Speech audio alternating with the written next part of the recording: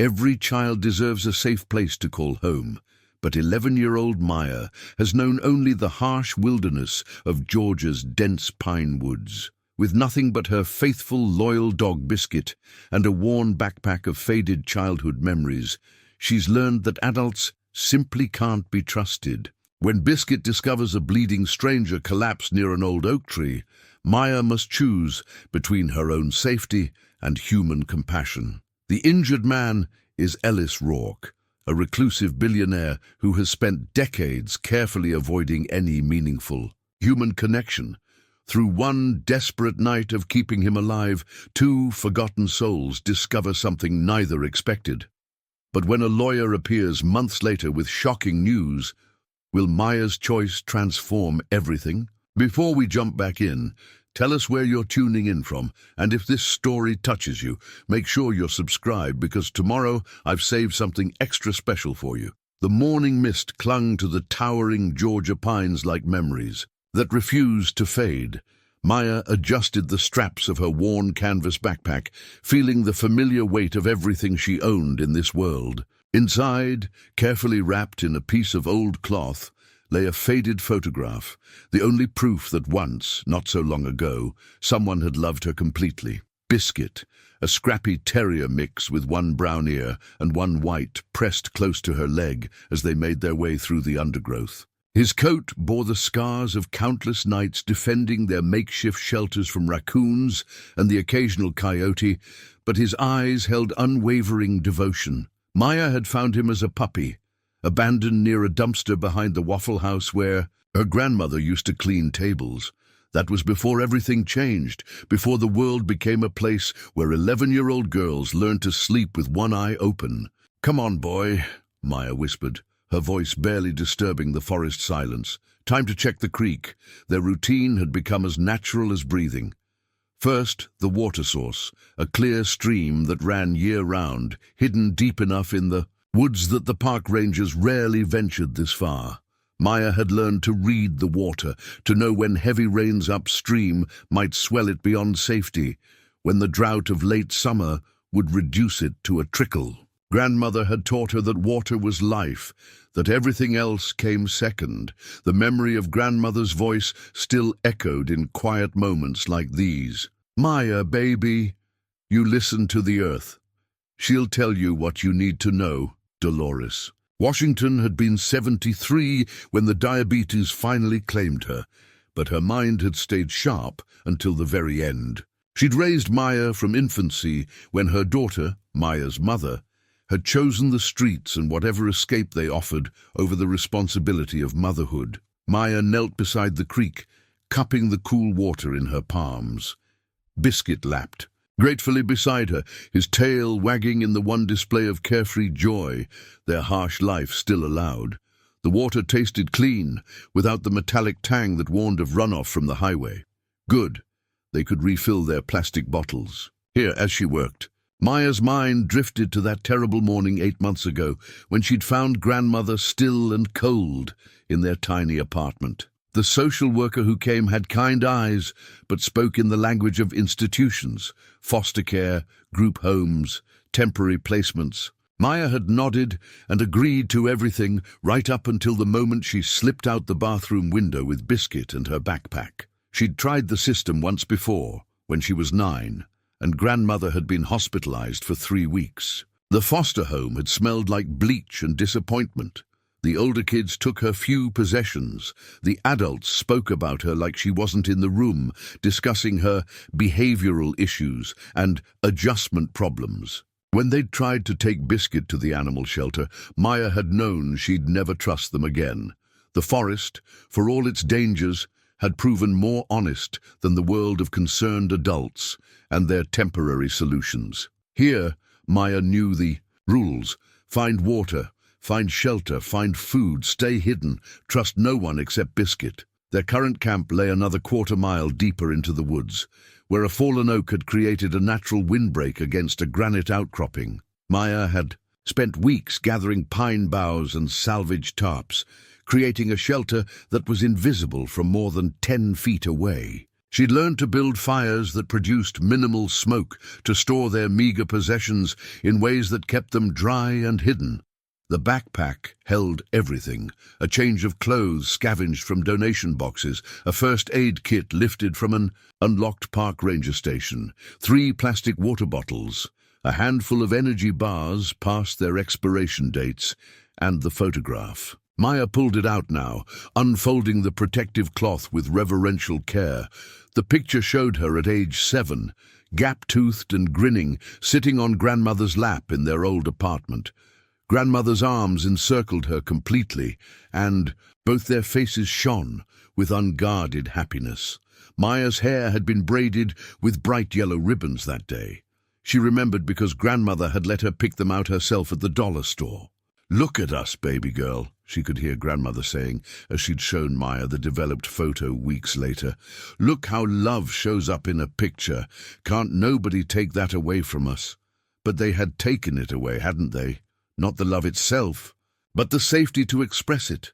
The warm apartment where it could flourish, the sense that tomorrow would bring more of the same gentle certainty. Maya traced grandmother's face with her finger, noting how the colors had begun to fade, how careful handling couldn't prevent the slow dissolution of even the most precious things. A sharp bark from Biscuit snapped her attention back to the present. He stood rigid, ears pricked toward the deeper woods. Maya quickly rewrapped the photograph and secured it in her backpack. Whatever had caught Biscuit's attention might be dangerous.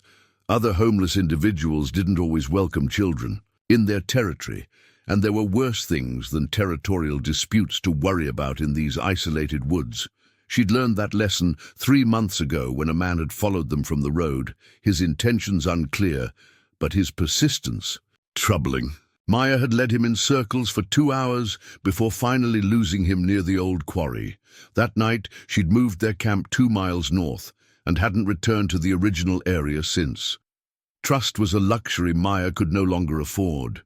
The few other homeless individuals she'd encountered had been either pitifully broken or dangerously unpredictable. Old Pete, who sometimes slept under the highway overpass, muttered constantly to voices only he could hear. The woman who called herself Sunshine had tried to trade information about Maya to the authorities in exchange for a warm meal.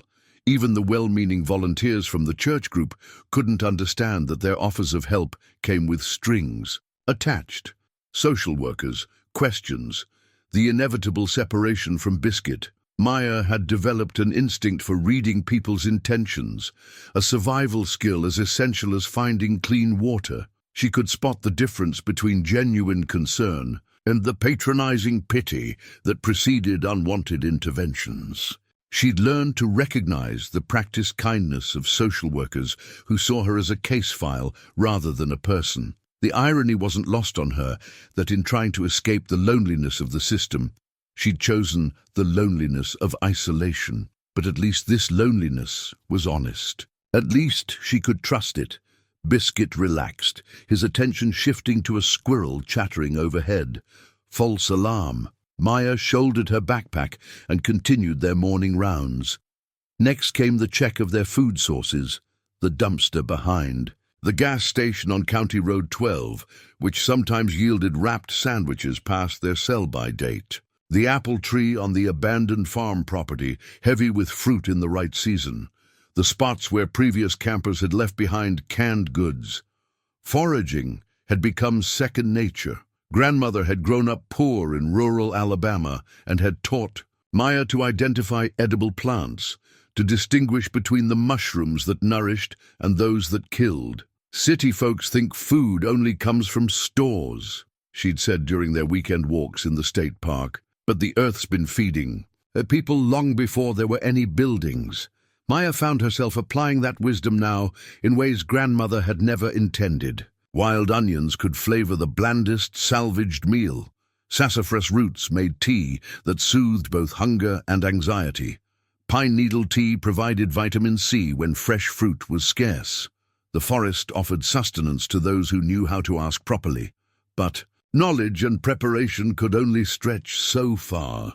As autumn deepened into winter, Maya felt the familiar knot of worry tightening in her chest. She'd managed one winter already, but barely. The cold had been brutal, penetrating even their carefully insulated shelter. Biscuit had developed a cough that lasted weeks. Maya herself had lost weight she couldn't afford to lose.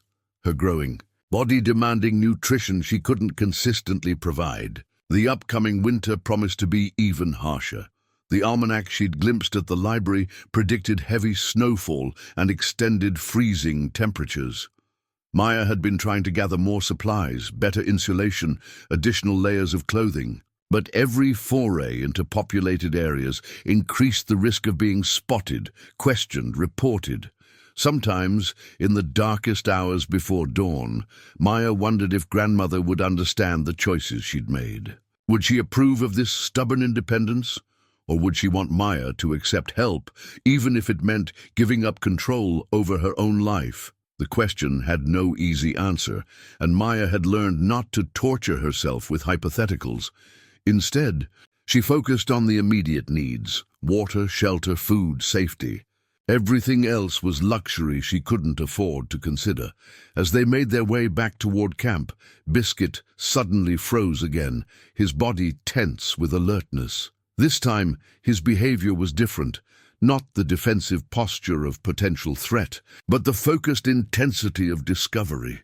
His nose worked the air, passing scents Maya's human senses couldn't detect. "What is it, boy?" Maya whispered, following his gaze deeper into the forest. Biscuit whined softly, a sound she'd learned to interpret as urgency rather than distress. He took several steps forward, then looked back at her, clearly wanting her to follow. This wasn't unusual behavior. Biscuit often found things of interest during their walks. Sometimes it was the remains of a campfire that might still harbor useful items. Sometimes it was injured wildlife that Maya's gentle touch could help. But something in his demeanor suggested this discovery was different, more significant. Maya checked the position of the sun through the canopy, calculating how much daylight remained. They had time for a brief detour. "Okay," she said softly. "Show me." As they moved deeper into the unfamiliar section of forest, Maya felt the weight of her backpack and its precious contents, especially the photograph that connected her to everything she'd lost and everything she still hoped to find. She had no way of knowing that in the next few minutes, following her dog's instincts into the unknown, she would discover something that would challenge every assumption she'd made about survival, trust, and the unexpected forms that salvation could take. The trees grew denser here, their canopy filtering the morning light into shifting patterns of gold and shadow. Biscuit moved with purpose now, his pace quick but controlled. Maya followed, her footsteps silent on the thick carpet of pine needles, ready for whatever they might find in the depths of the Georgia wilderness, where lost souls sometimes discovered. They weren't as alone as they'd believed. Biscuit led her through a tangle of deadfall and undergrowth that would have been impassable without his guidance. Maya's heart hammered as they pushed deeper into unfamiliar territory, every instinct screaming caution. She'd learned to trust Biscuit's judgment, but venturing this far from their established roots violated her most basic survival rule. The sound reached her first, a low, pained groan that made her freeze mid-step, human, male, and very close. Biscuit whined again, his tail held low but wagging slightly. Not a threat then, but something requiring immediate attention. Maya crept forward, using a massive oak trunk for cover as she peered into a small clearing ahead. What she saw made her stomach lurch.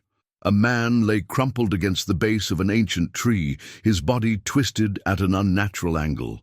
Dark stains spread across his torn clothing. And even from this distance, Maya could see the unnatural pallor of significant blood loss. His face, partially hidden by silver hair matted with dirt and leaves, bore the slack expression of unconsciousness.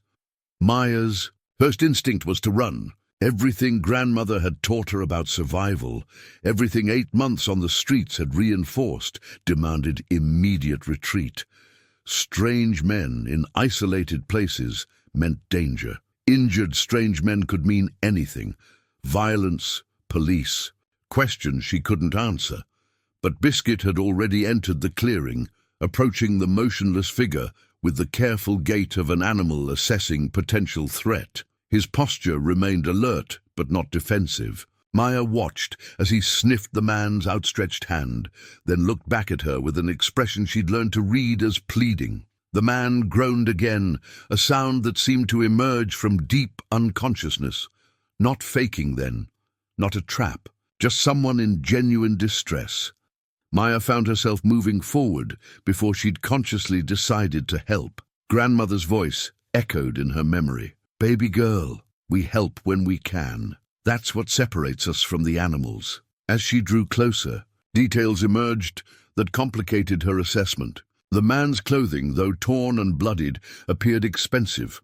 Quality materials, careful construction. His hands, visible where they lay against the forest floor, were soft and manicured, bearing none of the calluses or weathering that marked people who worked with their hands. On his left wrist, partially hidden beneath a torn sleeve, she glimpsed the golden gleam of what appeared to be an expensive watch. Maya knelt beside him, maintaining enough distance to escape quickly if necessary. The injuries were immediately apparent.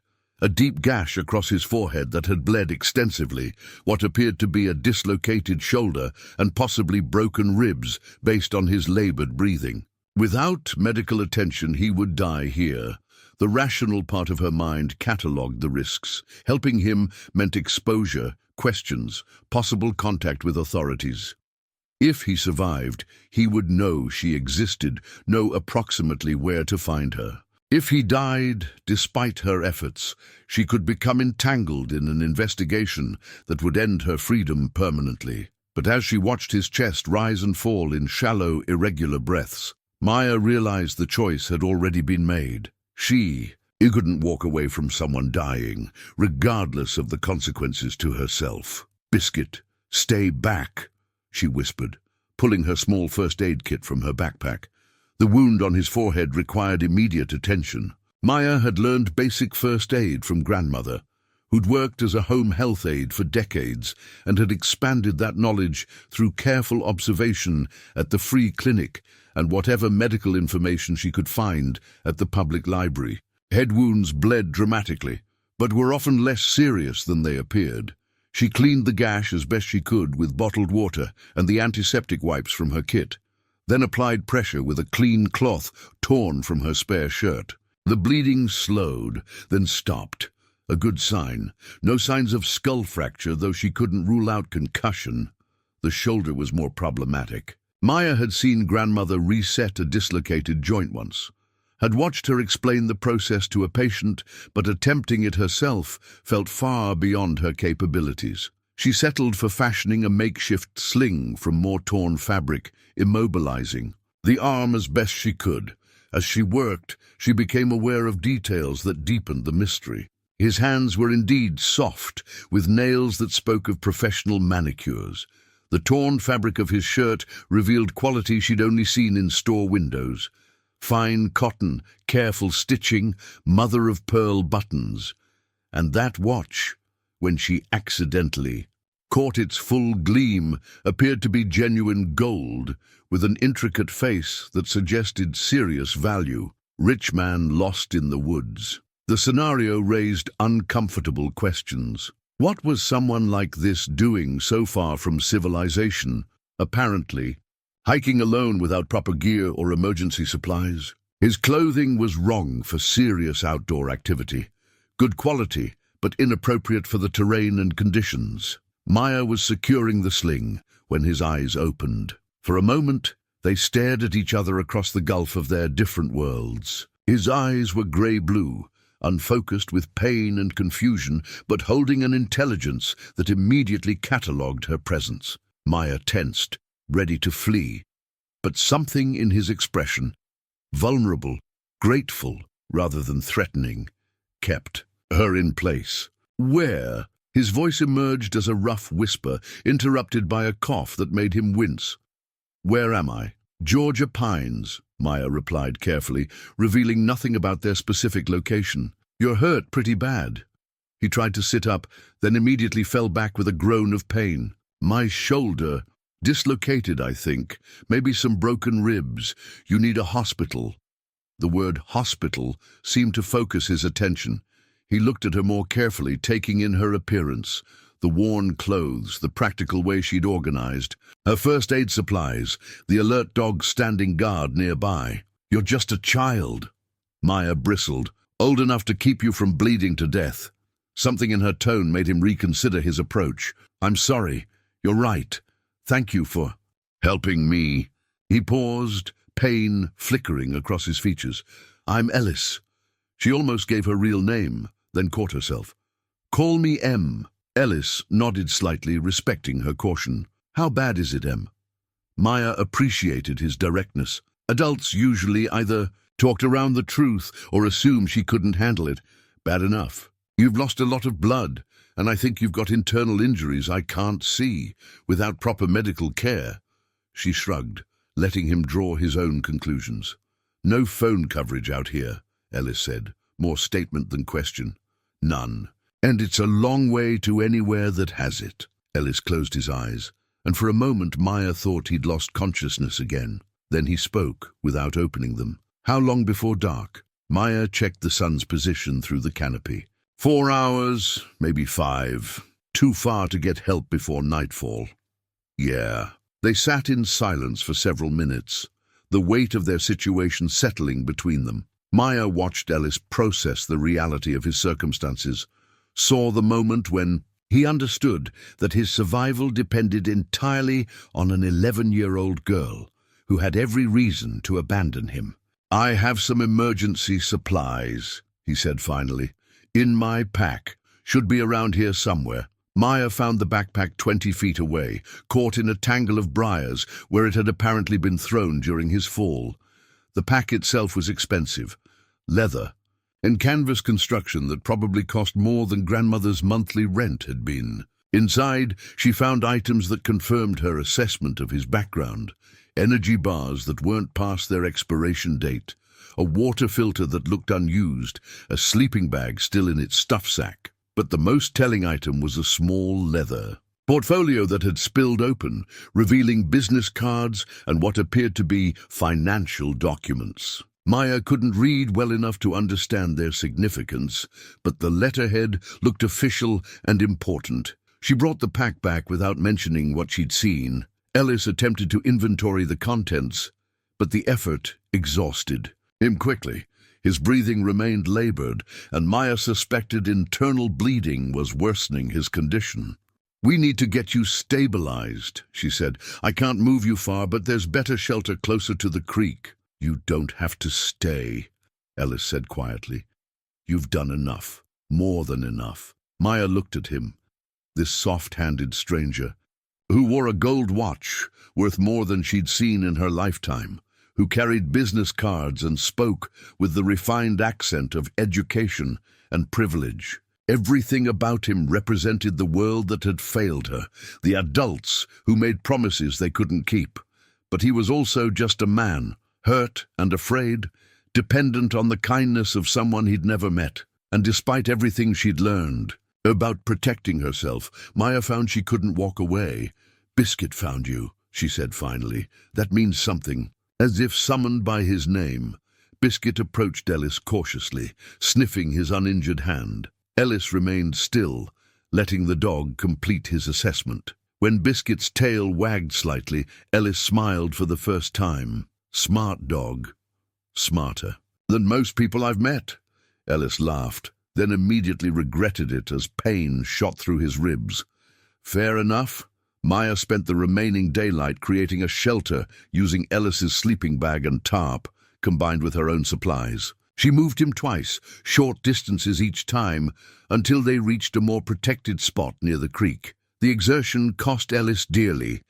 By the time they were settled, his face had gone grey with exhaustion and pain. As darkness settled over the forest, Maya built a small fire using techniques grandmother had taught her. Minimal smoke, maximum heat efficiency. Ellis watched her work with growing respect for her competence. How long have you been out here? He asked as she prepared a simple meal from their combined supplies. Long enough, Maya replied. Ellis heard the finality in her tone, and didn't push. Instead, he said, "I came out here to be alone. Haven't done that in years. Just walked into the woods without telling anyone where I was going." "Stupid," Maya said matter-of-factly. "Yes," Ellis agreed, "very stupid." They ate in comfortable silence, the fire crackling between them while Biscuit kept watch. Maya found herself studying Ellis's face in the flickering light, noting the lines around his eyes that spoke of years spent worrying about things she couldn't imagine. His watch caught the firelight occasionally, its golden surface reflecting their small circle of warmth against the vast darkness of the forest. Whatever had brought Ellis to this remote place, whatever circumstances had led him to wander alone, into terrain that demanded respect and preparation, those were his secrets to keep.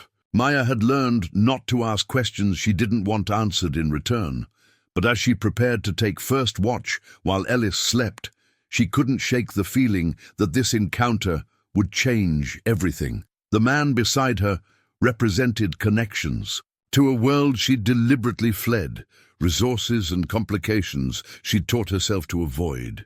Yet for the first time in months, she didn't feel entirely alone. Tomorrow would bring new challenges, difficult decisions about how to get Ellis to safety without exposing herself to unwanted attention. Tonight, though, she had someone to protect besides herself and Biscuit. It was a responsibility she'd never wanted and a burden she couldn't ignore. As Ellis's breathing deepened into sleep and the forest settled around them, Maya tended the fire and wondered what morning would reveal about the stranger whose life had become temporarily entangled with her own. Maya woke to the sound of Ellis's labored breathing, harsher now than when she'd first found him. The fire had burned low during her brief doze, casting shifting shadows across his fevered face. She'd learned to trust her instincts about illness during grandmother's final months, and everything about Ellis's condition suggested infection was setting in. His forehead burned when she touched it, and the makeshift bandage she'd torn from her shirt was stained with fresh seepage. Maya had only brought 2 changes of clothes in her flight from civilization, making every piece of fabric precious. But as she looked at Ellis's deteriorating condition, she didn't hesitate to tear another strip from her remaining clean shirt. "Ellis," she whispered, gently shaking his uninjured shoulder, "I need to change your bandage." His eyes opened slowly, unfocused with fever. "Cold," he mumbled, though sweat beaded on his skin. Maya rebuilt the fire, then carefully peeled away the soiled bandage. The head wound looked angry and swollen, requiring more thorough cleaning. She used the last of her antiseptic wipes and applied a fresh cloth strip, working with the deliberate care grandmother had modeled during her years caring for others. "My grandmother was a home health aide," Maya said softly as she worked. "She used to say infection was sneaky, looked fine during the day, then tried to kill you at night." Ellis managed a weak smile. "Smart woman, the smartest," Maya secured the new bandage, noting how Ellis tried not to wince at her touch. "She raised me from when I was a baby. What happened to your parents?" The question hung between them, direct but not demanding. Maya appreciated that Ellis didn't assume he deserved her entire story just because she was helping him. "Mother? Chose drugs. Never knew my father. Grandmother said it didn't matter. Families are what you make them, not what you're born with." Ellis was quiet for a long moment. She was right about that. Something in his tone suggested personal experience with family disappointments. Maya found herself curious despite her usual caution. "You got family?" "Had a wife once. She left 20 years ago, said I cared more about work than her. She was probably right." Ellis shifted uncomfortably, his breathing still shallow. "No children. My choice, I thought. Seemed responsible at the time. I wasn't exactly father material." Maya added another log to the fire, considering his words. "Maybe you just never found the right situation for it." Ellis looked at her with surprise. "That's remarkably generous, considering your own experience with adults." Grandmother taught me that people do the best they can with what they know at the time.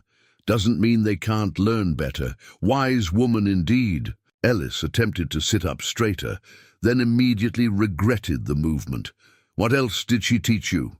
Maya settled beside the fire, keeping one eye on Ellis while she organized their supplies. Practical things mostly, how to read people's intentions, how to find food when the cupboards are empty, how to make $1 stretch 3 days, how to take care of someone who's sick. Those are valuable lessons. More valuable than anything they teach in school. Maya's voice carried a hint of bitterness. Though she always said I should get my education, that learning was the one thing nobody could take away from you. Ellis studied her in the firelight, noting the intelligence that shone despite her circumstances. You're clearly bright. Quick. Thinking, good judgment under pressure, those are rare qualities. Maya shrugged, uncomfortable with compliments. Just doing what needs doing. That's exactly what I mean. Ellis paused, gathering strength for the conversation. I spent 40 years in corporate management, and I can count on one hand the number of people who instinctively understood that principle. What kind of work? Ellis hesitated, as if realizing how much his answer might reveal. Business development, investments, the kind of work that looks important on paper, but doesn't actually help anybody. Maya heard the self-recrimination in his voice. Grandmother used to say every honest job has dignity, even if the person doing it forgets that sometimes. Your grandmother sounds like someone I wish I'd known. She would have liked you, Maya said, surprising herself with the admission. She always said you could tell good people by how they acted when they needed help, whether they got demanding or grateful. Ellis was quiet for several minutes, his breathing gradually easing as the fever medications Maya had found in his pack began to take effect. When he spoke again, his voice was thoughtful. I came out here because I couldn't stand my own house anymore. 43 rooms, and I was the only person in it most days. The silence was driving me crazy. Maya understood loneliness, though hers came with different complications. Big house sounds nice from where I sit. You'd think so, wouldn't you? But empty is empty, regardless of square footage. Ellis managed to shift into a more comfortable position. I told myself I needed solitude to think, to figure out what to do with the rest of my life. But really, I was just running away. From what? The realization that I'd spent decades building a life nobody wanted to share. Ellis looked directly at her. How old are you, Em? Maya hesitated, then decided honesty felt safer than lies. 11. Ellis closed his eyes, and Maya saw him processing the implications. 11 years old, living alone in the woods, providing medical care to a stranger twice your size. That's not right. Right doesn't matter much out here. Only what works. It should matter, Ellis said firmly. You should be in school, sleeping in a warm bed, worried about homework and friends, not— He gestured weakly at their situation. Should is a dangerous word, Maya replied. Grandmother used to say it was the fastest way to make yourself miserable. Ellis studied her with growing respect. You're wise beyond your years. Had to grow up fast. They fell into companionable silence, the fire crackling between them, while forest sounds whispered in the darkness beyond their small circle of light. Maya found herself relaxing in a way she hadn't experienced since grandmother's death. Ellis asked no demanding questions, made no promises he might not keep, offered no unwanted advice about what she should do with her life. Around midnight, Ellis's fever broke. Maya woke from a light doze to find him sleeping peacefully, his breathing deeper and more regular. The crisis had passed, at least temporarily. Her makeshift bandages had done their job, buying time for his body's own healing mechanisms to engage. She allowed herself a moment of quiet satisfaction. Grandmother would have been proud of her medical instincts, her willingness to help despite the risks. But pride was a luxury Maya couldn't afford for long. Ellis's improved condition meant difficult decisions lay ahead. Dawn approached slowly, grey light filtering through the canopy to reveal the true extent of Ellis's injuries. In daylight, he looked older, more fragile, but definitely stronger than he'd appeared during the fevered hours of night. His color had improved, and the swelling, around his head wound had begun to subside. "How do you feel?" Maya asked as Ellis stirred awake. "Like I fell off a cliff," he said with a weak smile. "But better than last night. You probably saved my life." Maya busied herself preparing a simple breakfast from their combined supplies, uncomfortable with his gratitude. "Anyone would have done the same?" "No," Ellis said quietly.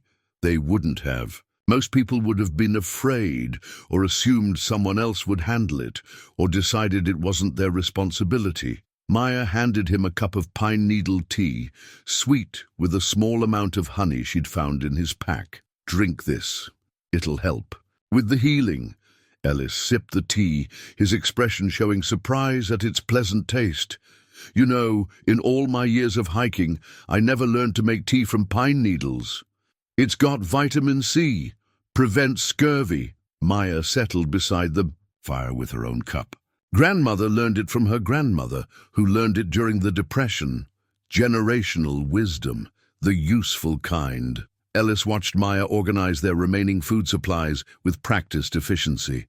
"We need to talk about what happens next." Maya had been dreading this conversation. Ellis's improvement meant he could travel, which meant decisions about contacting authorities, returning to civilization, explaining how an 11-year-old had been caring for a grown man in the wilderness. "I know," she said simply. "I can't ask you to guide me out of here without offering something in return, but I suspect traditional offers, money, a place to stay, contact with social services, aren't what you want to hear." Maya appreciated his directness. "I can get you close enough to civilization that you can get help, but then we go our separate ways." Ellis nodded slowly. "That's fair. But if you ever change your mind, if you ever decide you want different options." He reached carefully into his wallet with his uninjured hand, pulling out a business card. "This will reach me." Maya took the card, noting its heavy paper stock and embossed lettering. She couldn't read the smaller text, but the name Ellis Rourke was clear enough. "I'll keep it in mind." As they prepared to break camp, Maya found herself reluctant to end this strange interlude. For one night, she'd felt useful in a way that went beyond mere survival. She'd made a difference in someone's life, had been trusted with something important, but practical concerns demanded attention.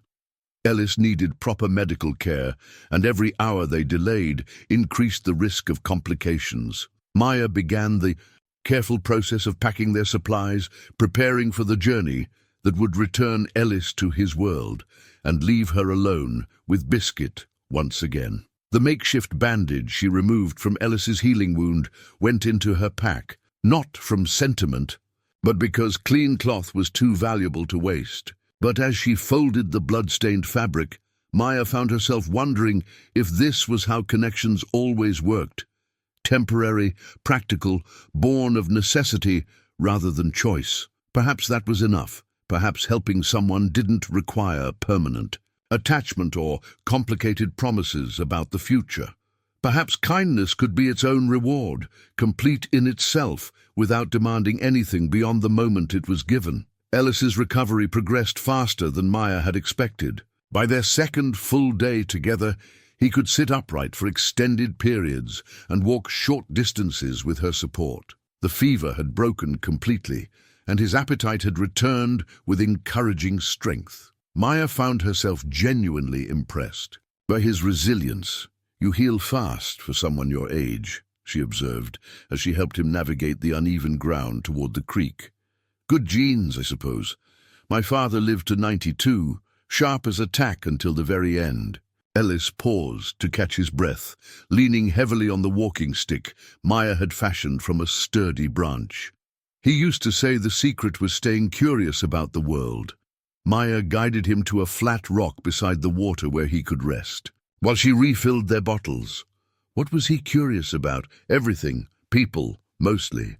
He had this theory that everyone you meet knows something you don't, regardless of their circumstances. Ellis watched Maya test the water's clarity before filling their containers. "He would have been fascinated by you, by me, 11 years. old living independently in the wilderness, providing medical care that probably saved my life. You're remarkable, Em. Maya felt heat rise in her cheeks. I just did what grandmother taught me. That's what makes it remarkable. You retained complex knowledge under pressure and applied it to save a stranger. Ellis adjusted his position on the rock, favoring his injured shoulder. In my business world, we called that executive-level decision-making. Maya secured the water bottles in her pack, considering his words. What exactly did you do? In business, I mean. Ellis was quiet for a moment, his expression thoughtful. I built things, companies mostly, took ideas that seemed impossible and figured out how to make them work. He paused. Though I'm beginning to think I spent so much time building other people's dreams that I forgot to consider my own. Maybe that's why you came out here, Maya suggested. To remember. Maybe. Ellis watched her work with obvious admiration. Show me what you're looking for? The plants you mentioned yesterday. Maya brightened at the request. Teaching felt natural, probably because grandmother had made such lessons seem like shared discoveries rather than formal instruction. She led Ellis to a patch of wild onions, showing him how to identify them by their distinctive smell and hollow stems. These grow almost everywhere, she explained, digging carefully around the small bulbs. Grandmother said they were like nature's insurance policy, always there when you needed them. Ellis examined the plants carefully. I've hiked for years and never noticed them. Most people don't look close enough. They expect food to come in packages. Maya moved to a cluster of young dandelion plants. These are good too. Leaves are bitter but full of vitamins. Roots can be dried and ground for coffee substitute. Your grandmother taught you all this? Some. Rest I learned from library books. And trial and error. Maya demonstrated how to harvest the tender inner leaves. First rule is never eat anything you're not absolutely sure about. Second rule is start with tiny amounts to test for allergic reactions. Ellis followed her through. The forest, as she pointed out edible plants, water sources, and signs of animal activity. Maya found herself enjoying his genuine curiosity. The way he asked thoughtful questions rather than dismissing her knowledge as mere childhood observation. There, Maya said, pointing to scratches on a tree trunk. Bare marks. Fresh ones, probably. From last night.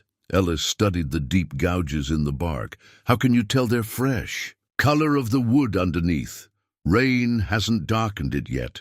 Maya showed him older marks on the same tree. See the difference? Those are from weeks ago. And this tells you what? That we should be careful with our food storage, and that there's probably a berry patch nearby. Bears don't usually mark territory unless there's something worth defending. Ellis shook his head in amazement. I have 3 advanced degrees, and you've taught me more useful information in 2 days than I learned in 4 years of college. Maya felt a warm glow at his praise, though she tried to hide her pleasure. Different. Kinds of useful, I guess. They made their way back toward camp, Ellis moving more confidently despite his injuries. Maya found herself adjusting her pace to match his, staying close enough to provide support if needed. The dynamic felt natural, comfortable in a way that surprised her. Tell me about your grandmother, Ellis said as they settled by the fire for lunch. What was she like? Maya smiled, the first genuinely happy expression Ellis had seen from her. Tough, 5 feet tall and afraid of nothing. She worked double shifts cleaning offices and taking care of sick people, then came home and made sure I did my homework. She sounds formidable. She was. But gentle too. Used to read to me every night, even when she was so tired she could barely keep her eyes open. Maya's voice softened with memory. She had this way of making everything seem possible, like being poor was just temporary, and if I worked hard enough, learned enough, I could have any life I wanted. Ellis heard the pain beneath her fond recollections. What happened to her? Diabetes. She couldn't afford the good medications, so she rationed what she had. Tried to hide how bad it was getting. Maya stared into the fire. By the time I realized how sick she was, it was too late. I'm sorry. She made me promise to go to school, to let the social workers help me find a good family. Maya's voice grew quiet. I tried for about 3 weeks, but the foster home they found, it wasn't what she would have wanted for me. Ellis nodded without judgment. So you chose this instead. I chose freedom. Even if it's hard, it's honest. Nobody lies to me out here. They sat in comfortable silence, sharing the simple meal Maya had prepared from their combined supplies. Ellis found himself studying her face in the dappled sunlight, noting the intelligence in her dark eyes, the careful way she observed everything around them. She reminded him of someone, though he couldn't quite place who. "M," Ellis said carefully. "What's your real name?" Maya looked up from her food, considering the question. Ellis had shared personal stories, had trusted her with his vulnerabilities. Perhaps he'd earned a small piece of truth in return. "Maya," she said simply. "Maya," Ellis smiled. "It suits you." As they prepared to resume their journey toward civilization, Maya noticed Ellis's leather wallet had fallen from his pack during their morning walk. She retrieved it without comment, noting its expensive construction, the kind of item that suggested serious money. When she handed it to him, Ellis seemed surprised by its return. "You didn't look inside," Maya shook her head. "Wasn't my business." Ellis studied her for a long moment. "Most people would have been curious." Grandmother said curiosity about other people's private things was just another word for nosiness. Ellis opened the wallet, revealing a thick stack of credit cards and identification. Maya caught glimpses of official-looking documents, business cards, and what appeared to be substantial amounts of cash. She looked away, respecting his privacy even as questions formed in her mind. "Maya," Ellis said softly, "I want you to know, whatever else happens, whatever you decide about your future, you saved my life, not just medically, but in ways you probably don't understand." Maya felt uncomfortable with his gratitude. "You don't owe me anything." "I owe you everything," Ellis replied, "and I want you to remember that, regardless of what comes next." As they broke camp and prepared for the day's journey, Maya found herself reluctant to reach their destination. These hours with Ellis had reminded her of conversations with grandmother, of feeling valued for her mind rather than pitied for her circumstances. He spoke to her as an equal, respected her knowledge, treated her capabilities as remarkable rather than tragic. For his part, Ellis felt something awakening in him that he'd thought permanently lost, a sense of purpose beyond his own comfort and security. Watching Maya navigate the wilderness with such competence, seeing her blend practical skills with genuine wisdom, had reminded him what real intelligence looked like. They made good progress through the morning, Ellis's strength returning with each hour. Maya calculated they would reach the edge of civilization by late afternoon, where Ellis could summon help and return to whatever life awaited him beyond the forest. She tried not to think about the loneliness that would return with his departure. She'd grown accustomed to having someone to talk to, someone who listened to her thoughts without judgment or condescension. Biscuit was wonderful company, but he couldn't engage with her observations about the world, couldn't appreciate the subtle jokes grandmother had taught her to find in everyday hardships. As they walked, Maya found herself memorizing details of their conversation, storing away Ellis's encouragement and respect, like treasures to be examined later in solitude. Perhaps that was enough, to know that someone had seen her clearly and found her worthy of admiration. Perhaps that knowledge would be sufficient to sustain her through whatever challenges lay ahead. As they rested beside a small stream during their afternoon journey, Ellis pulled a piece of paper from his pack and began sketching with a pen he'd found in his wallet. Maya watched curiously as he drew what appeared to be a rough map, marking landmarks and noting distances. "What's that for?" she asked. "Insurance," Ellis replied, adding careful details to the drawing. "In case we get separated, or if you change your mind about coming all the way to the road with me." Maya studied the emerging map, recognizing the creek system and the distinctive rock formations Ellis was noting. "You think I'd abandon you?" "I think you're smart enough to protect yourself first, which is exactly what you should do." Ellis looked up from his drawing. "But Maya, I need to say something that might be difficult to hear."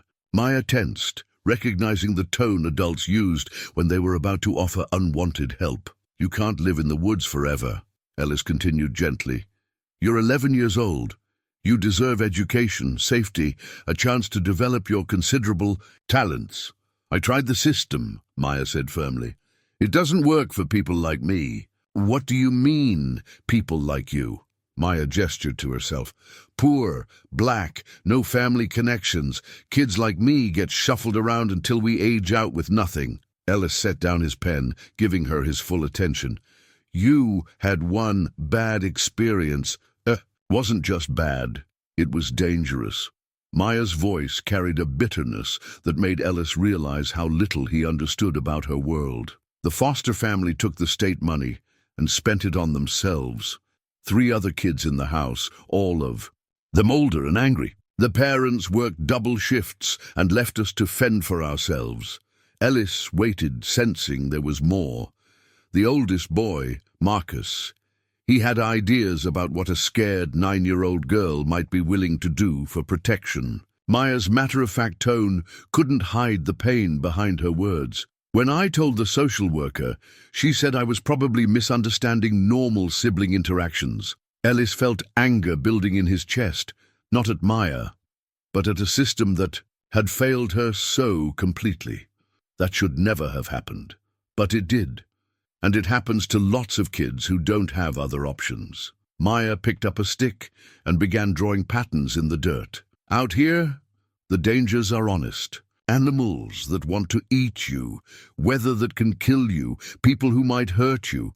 I can see those things coming and prepare for them." Ellis considered her words carefully. He'd spent decades navigating corporate politics, understanding institutional failures, but he'd never applied that knowledge to child welfare systems. What if there were other options?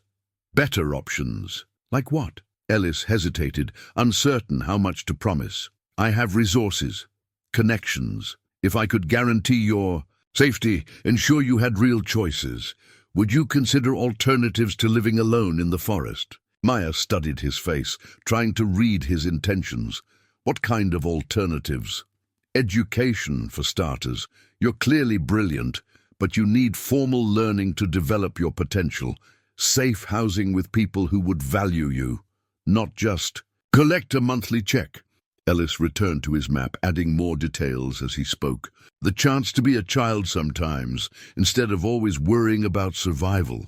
Sounds too good to be true. Maybe. But consider this. You saved my life using skills most adults don't possess. That demonstrates not just intelligence, but judgment and courage. People with those qualities deserve support, not abandonment." Maya remained skeptical. "Why would you want to help me? You barely know me." Ellis paused in his drawing, considering how to explain feelings he didn't fully understand. "Himself, because in 2 days you've shown me more genuine humanity than I've encountered in years of business dealings. Because your grandmother raised someone remarkable, and her work shouldn't be wasted. Because—" He stopped, surprised by the depth of his emotional response. "Because what?" "Because I never had children, and I'm beginning to understand that was a mistake. Not because I missed the experience, but because I missed the opportunity to help someone like you discover what they're capable of." Maya felt something shift in her chest, a mixture of hope and terror that she'd learned to distrust. Even if you mean it now, things change when people get back to their regular lives. Ellis folded the completed map and handed it to her. "This shows the route to the main road.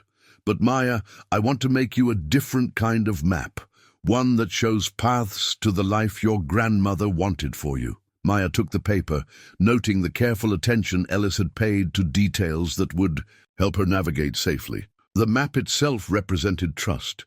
He was giving her the ability to complete their journey alone, if necessary, without any guarantee that she would choose to stay with him. "What would it look like?"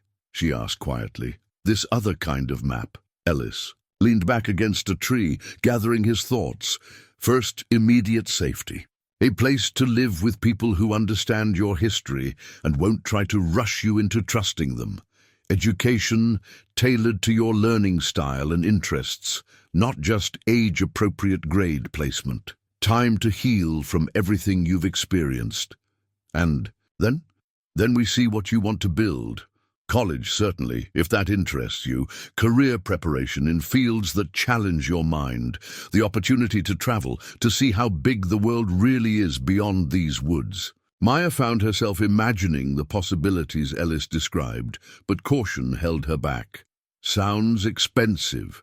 Money isn't the obstacle here. Finding the right people and situations, that's the challenge. They sat quietly for several minutes, watching Biscuit investigate interesting scents along the creek bank. Maya struggled with competing impulses. The hope Ellis offered felt seductive, but accepting help meant admitting she couldn't manage alone, meant trusting systems that had already betrayed her. "If I agreed to try," Maya said carefully, "what would happen to Biscuit?" Ellis smiled. "Biscuit comes with you, non-negotiable." For the first time since they'd met, Maya felt truly tempted by his offer. "How would you even find people willing to help someone like me?" "Leave that to me. I've spent 40 years building networks, calling in favors, making things happen. This would be the first time I'd use those skills for something that actually matters." Maya studied Ellis's earnest expression, weighing risks against possibilities. "I don't have to decide right now. No timeline except the one you set. But, Maya," Ellis met her eyes directly, "your grandmother was right about education being something no one can take away from you. But she was also right about you deserving a chance to discover what you're capable of achieving." As they prepared to resume their journey toward the road, Maya found herself looking at the landscape differently. Instead of seeing only survival challenges and hiding places, she began to imagine leaving it behind for something unknown, but potentially better. The map Ellis had drawn felt solid in her hand, its careful details representing both practical guidance and something deeper, proof that he'd listened to her knowledge about the terrain, had valued her input enough to incorporate it into his planning. "Ellis," Maya said as they shouldered their packs, "when we get to the road and you call for help, what happens to me then? Whatever you want to happen. If you want to disappear back into the woods, I'll respect that choice. If you want to explore other options, I'll help make that possible." Ellis adjusted his makeshift sling, his movements showing continued improvement. "But either way, you'll know that someone believes in your potential." Maya nodded, not trusting her voice to remain steady.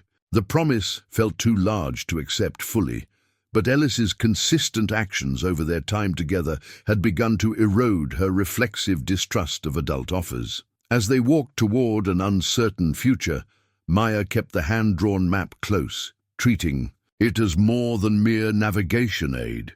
It represented the first time in months that someone had offered her genuine choice about her path forward, not demands or ultimatums, but authentic options backed by resources and commitment. Whether she would have the courage to accept his help remained to be seen, but for now it was enough to know that possibilities existed beyond simple survival, that her grandmother's dreams for her education and growth might not be permanently lost. The forest still offered safety and familiarity, but it no longer felt like her only option. And that shift in perspective, small as it seemed, represented the beginning of transformation Maya couldn't yet fully comprehend. Their progress through the dense woods had become easier as Ellis regained his strength. Maya noticed the change. In his posture, the way he moved with increasing confidence despite his injuries, but she also began to observe details that raised questions about who he really was. His mannerisms, now that pain wasn't dominating his attention, carried the unmistakable marks of privilege. The way he held himself, even while navigating rough terrain, suggested someone accustomed to commanding respect. His speech patterns, though he clearly tried to match her more casual tone, occasionally revealed the formal precision of expensive education. Most telling were his reactions to their primitive conditions. While he'd adapted admirably to sleeping on the ground and eating simple meals, Maya caught glimpses of someone for whom such hardships were voluntary rather than necessary. He handled discomfort with the stoic acceptance of someone who knew. It was temporary. You're feeling better, Maya observed, as they paused to rest during their afternoon journey.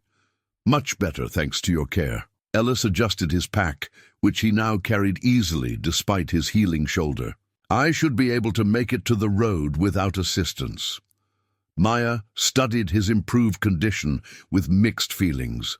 His recovery meant their time together was drawing to a close, but it also meant he no longer needed her protection. The dynamic between them would shift once they reached civilization, and he regained access to whatever resources awaited him there. Ellis, Maya said carefully, what exactly do you do for work? Ellis hesitated, and Maya caught the pause. Business, consulting, investment advice. Nothing very interesting. The vague answer confirmed. Voices drifted through the trees ahead.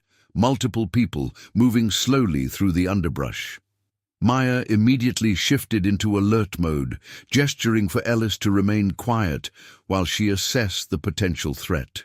She recognized the cadence of the conversation before she saw the speakers. Homeless individuals, probably moving between campsites to avoid park rangers. Maya! Girl, that really you? The voice belonged to Tommy, a middle-aged man who'd been living rough for several years. Maya had encountered him occasionally at the places where homeless individuals gathered to share information and resources. He emerged from the tree line with two companions, an elderly woman called Birdie and a younger man Maya didn't recognize. Hey, Tommy, Maya replied cautiously, positioning herself between the group and Ellis. Heard you was out here somewhere, but figured that was just talk. Tommy's eyes shifted to Ellis, taking in his expensive clothing and general appearance. This your people? He's hurt, Maya explained simply, helping him get back to the road. Birdie stepped closer, her sharp eyes assessing Ellis with the practiced wariness of someone who'd survived decades on the margins. Fancy-looking fellow for these woods. Ellis remained quiet, recognizing that Maya was managing a situation he didn't fully understand. He watched her navigate the social dynamics with obvious skill, noting how the others deferred to her despite her age. Maya here's good people, Tommy told his younger companion. Smart as a whip, knows these woods better than anybody. You ever need help out here, she's the one to ask. Tommy, Maya said, pulling Ellis's business card from her pocket. Can you read what this says? Tommy squinted at the heavy paper stock, his lips moving as he worked through the words. His expression changed dramatically as he read, his eyebrows rising with surprise. Ellis Rourke, Chief Executive Officer, Rourke Development Corporation, he read aloud. Then, looking directly at Ellis, says here you're some kind of big-shot businessman.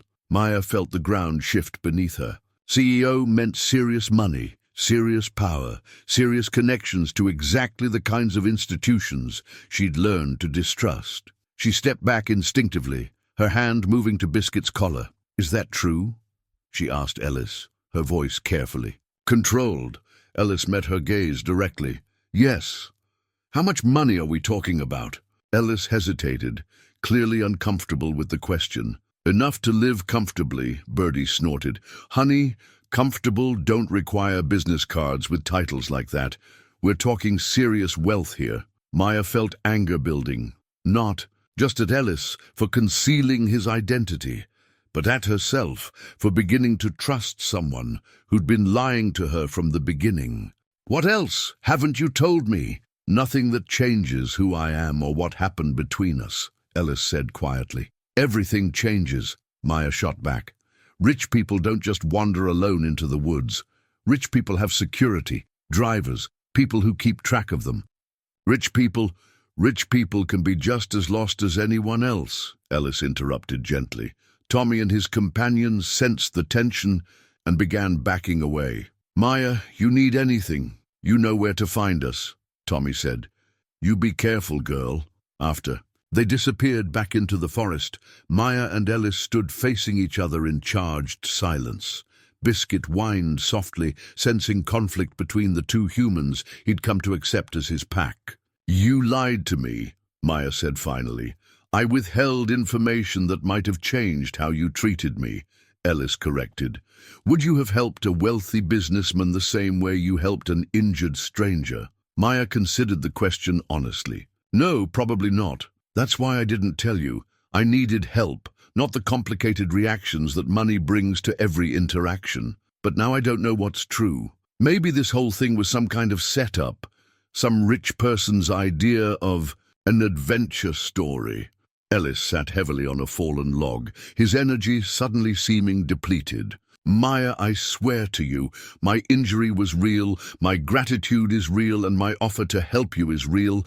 The money doesn't change any of that." "Money changes everything," Maya replied. "It means you could have gotten help whenever you wanted. It means you chose to let me risk myself taking care of you when you had other options."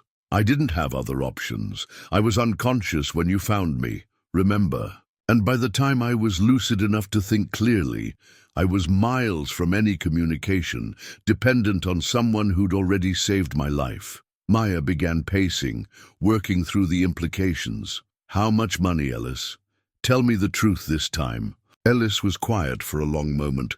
"Enough to ensure you never have to worry about basic survival again. Enough to provide the best education available anywhere. Enough to give you choices most people never have. Enough to own people." "I've never owned anyone," Ellis said firmly.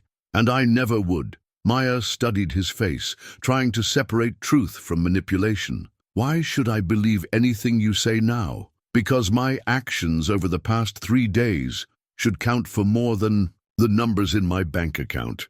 Because I've treated you with respect, listened to your knowledge, trusted your judgment. Because money doesn't automatically make someone evil, any more than poverty automatically makes someone good." Maya felt the anger beginning to ebb, replaced by confusion and uncertainty. Ellis had indeed treated her as an equal, had valued her skills and insights.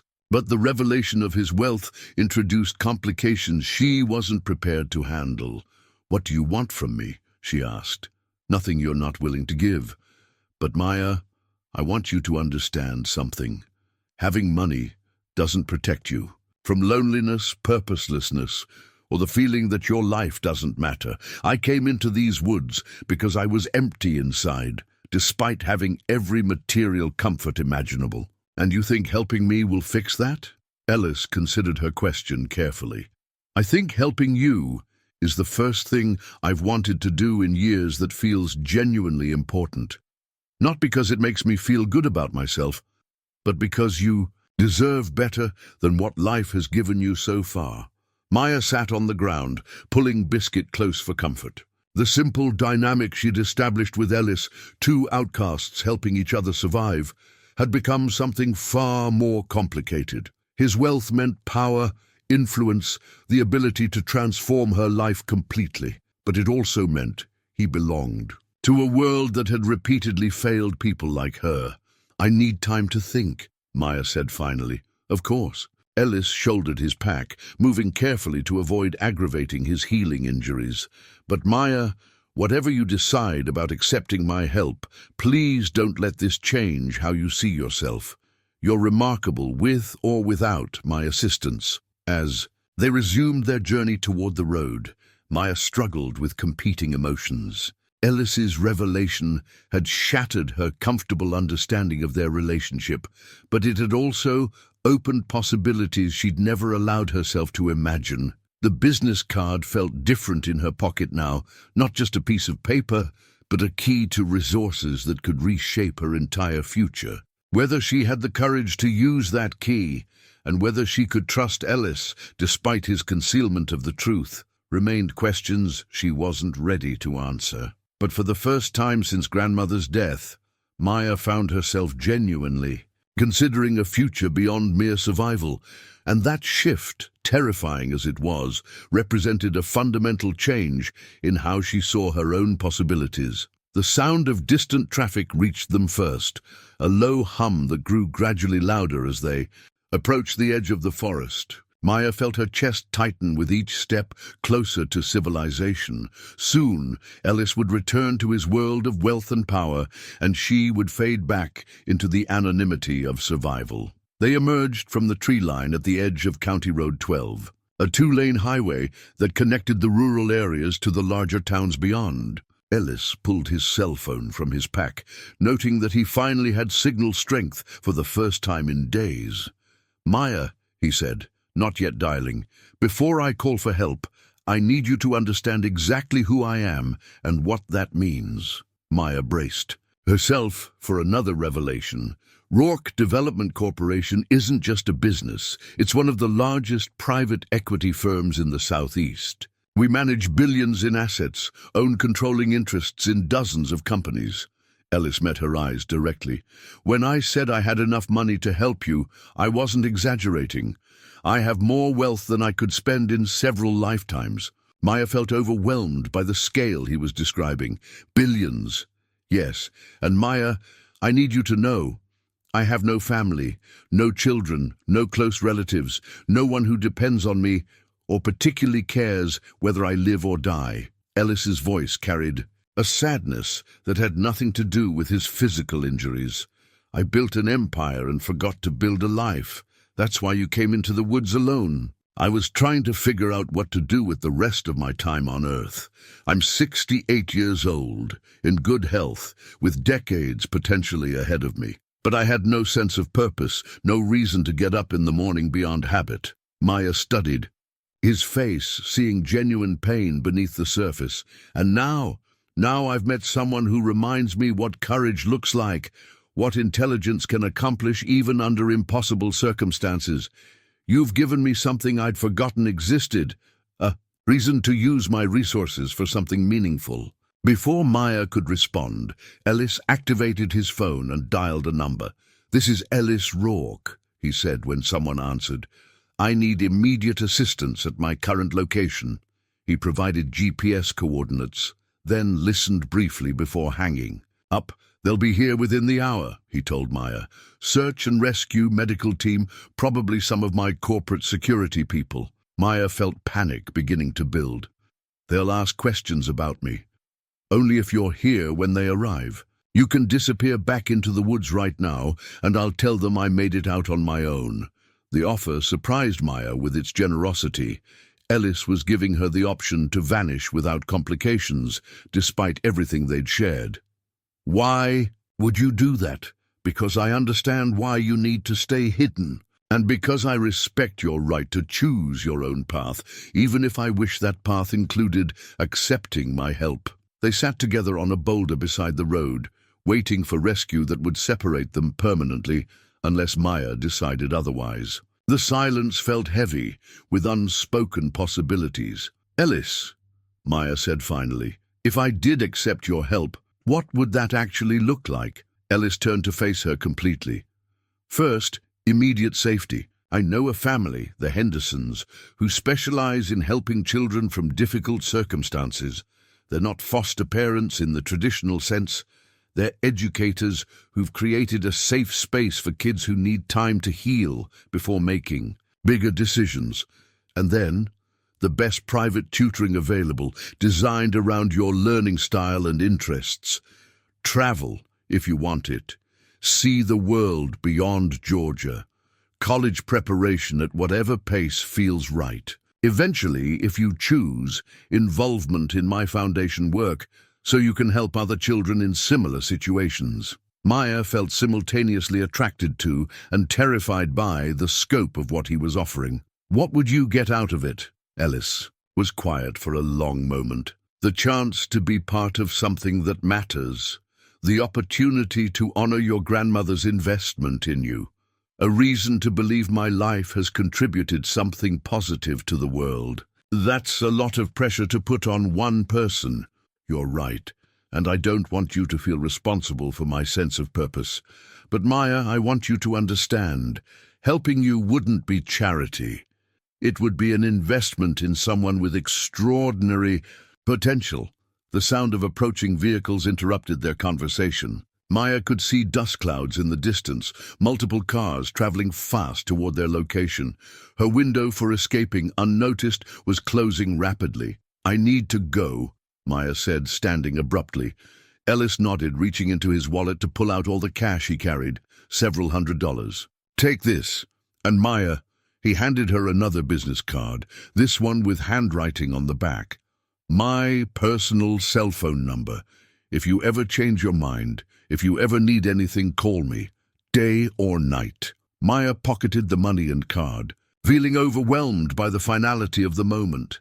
"Thank you for everything. Thank you for saving my life, in more ways than you realize." As Maya turned to disappear back into the forest, Ellis called her name one final time. "Maya, your grandmother would be proud of the person you've become."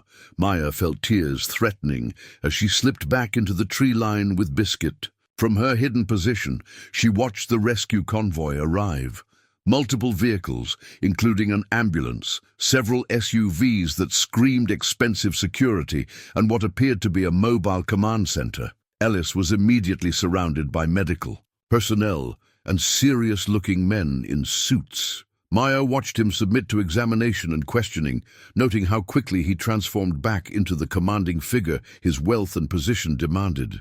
The injured man she'd cared for seemed to disappear, replaced by someone who clearly controlled vast resources and influenced important decisions. But even as Ellis dealt with the professional efficiency of his rescue team, Maya saw him glance repeatedly toward the forest where she was hidden. His expression carried a sadness that expensive medical care couldn't address. As the convoy prepared to depart, with Ellis safely loaded into the ambulance, Maya noticed him pull out a pen and a document from his wallet. Working quickly, while medical personnel secured equipment around him, he wrote something on what appeared to be official paperwork, his movements deliberate and careful. When he finished writing, Ellis folded the document and handed it to one of the suited men, speaking briefly in tones too quiet for Maya to overhear.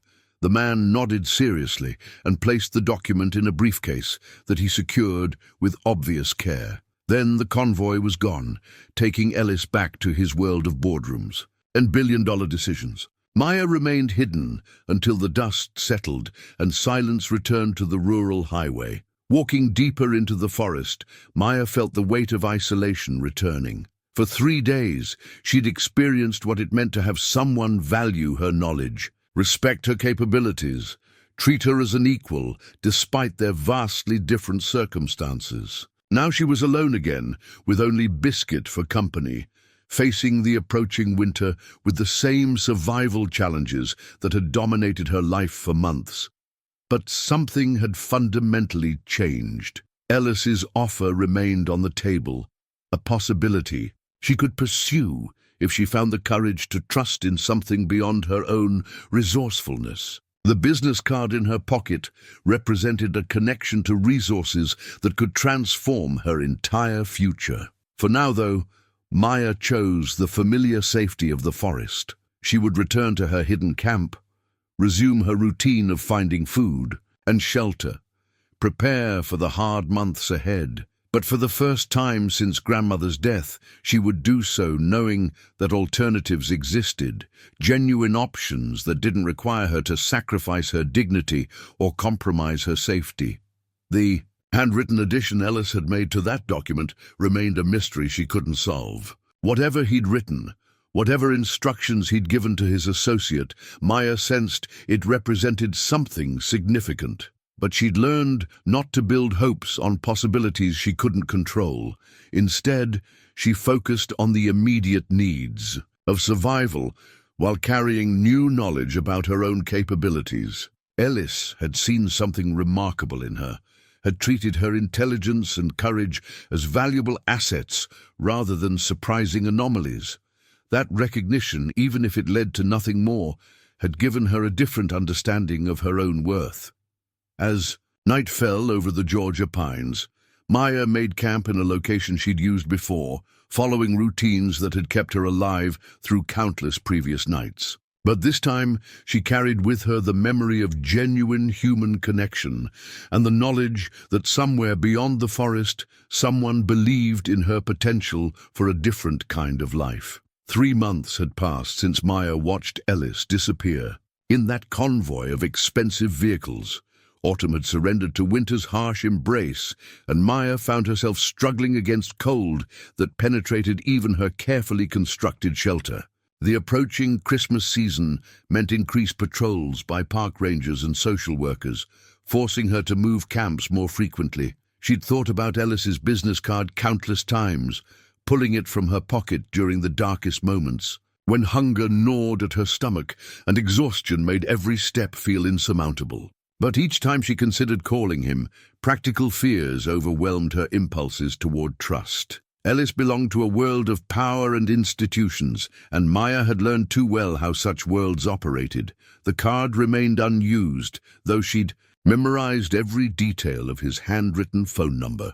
Maya's current situation had deteriorated steadily as winter deepened. Food sources were scarcer, clean water required longer journeys to access, and the energy needed to maintain body heat left her constantly exhausted. Biscuit had developed another cough, worse than the previous winter, and Maya worried constantly about his health. 2 weeks ago, the inevitable had finally happened.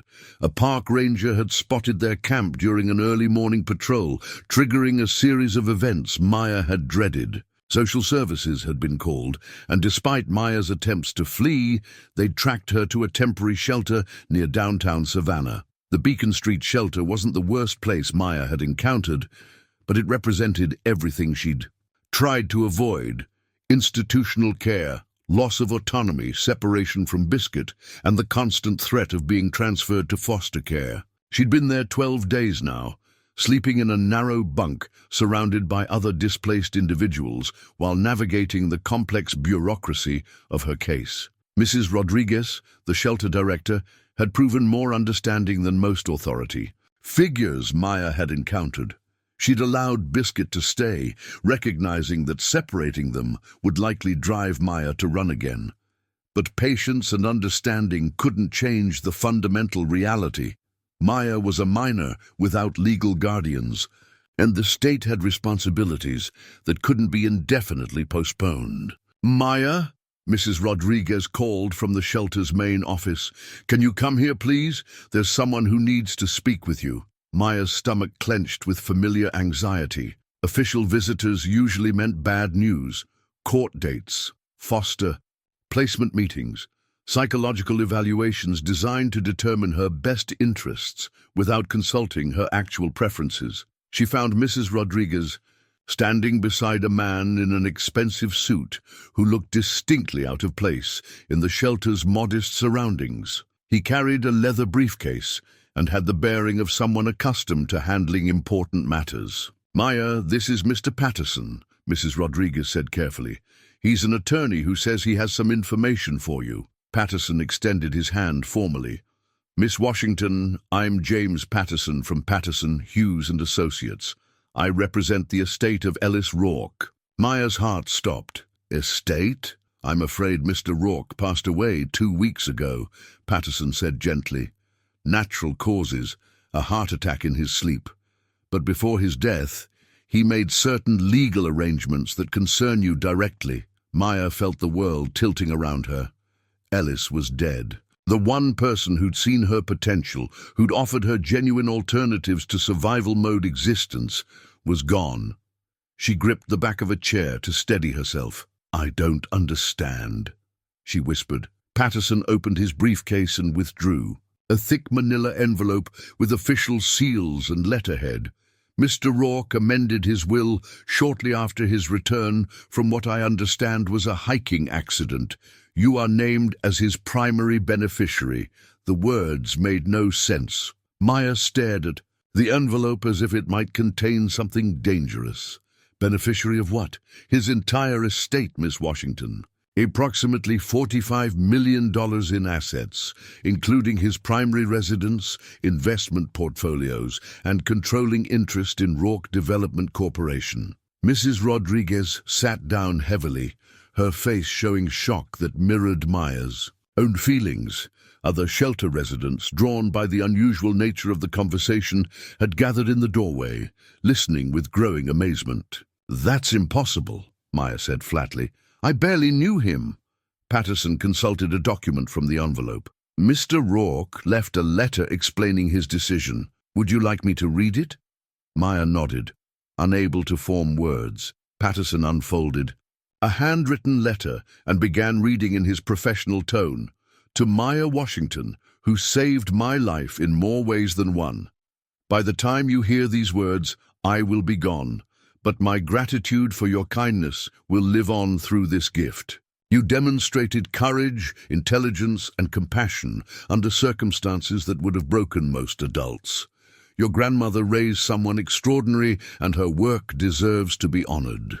Maya felt tears beginning to flow as Patterson continued, "I have no family to claim this wealth, and I've spent too many years watching money accumulate without purpose. You have the wisdom to use these resources meaningfully, to help others who face the challenges you've overcome. More importantly, you have the right to choose your own path forward, equipped with tools that can open any door you decide to walk through." Patterson paused, looking directly at Maya.